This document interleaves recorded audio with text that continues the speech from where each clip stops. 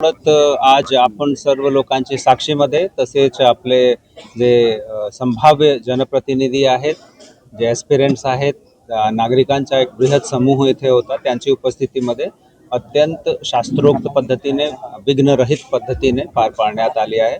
माननीय निवडणूक आयोगाने या सोडतीची जी आदर्श कार्यपद्धती आपल्याला निश्चित करून दिलेली आहे, त्याचं तंतोतंत पालन करून ही प्रक्रिया आपण इथे संपुष्टात आणली आहे.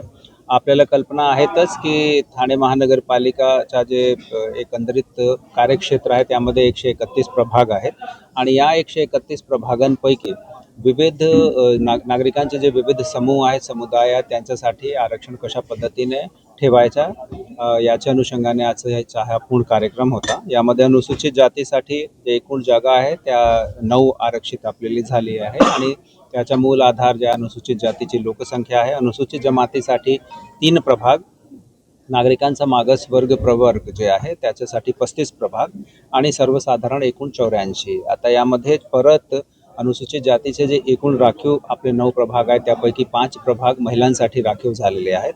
अनुसूचित जमातीचे 3 पैकी 2 प्रभाग महिलांसाठी राखीव झालेले आहेत.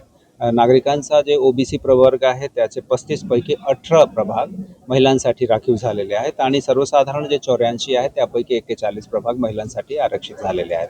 ही पूर्ण प्रक्रिया सुटसुटीत आपण कंप्लीट केलेली आहे आणि या दरम्यान नागरिकांचा जे काही प्रश्न असतील, त्यांची काही शंका असेल, त्यांना पुन्हा काही खुलासेची, काही क्लॅरिफिकेशनची आवश्यकता असेल तर ते टप्पे निहाय आपण तोही खुलासा त्यांना देत गेलो आहे.